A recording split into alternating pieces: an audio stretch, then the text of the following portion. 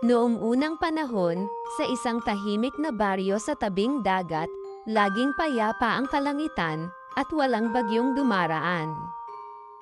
May isang pamilyang namumuhay ng masaya, ng pagmamahal at katahimikan. Ngunit may unti-unting nabubuong galit. Sa puso ng ama, may unos na tahimik na lumalakas, parang ulap bago ang bagyo. Yakap ng ina ang kanyang mga anak, ramdam ang panganib, kahit hindi pa ito nakikita.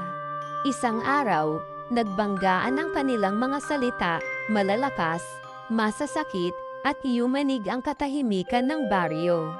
Sumabog ang galit ng ama, mas malakas pa sa alon ng dagat, mas mabangis kaysa hangin.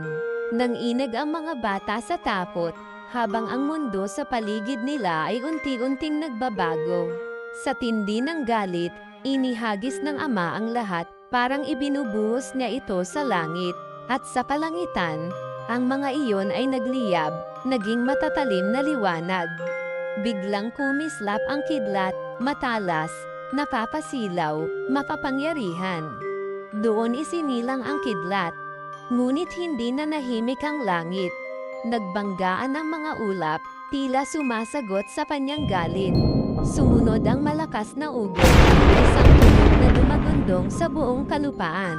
Tinakpan ng mga bata ang kanilang tainga, habang ang kulog ay dumadagundong, at pinupuno ng takot ang kanilang tahanan.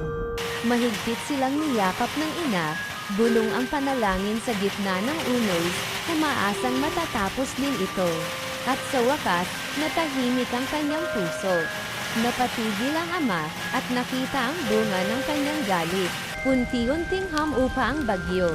Lamambat ang hangin, ngunit nanatili ang bigat.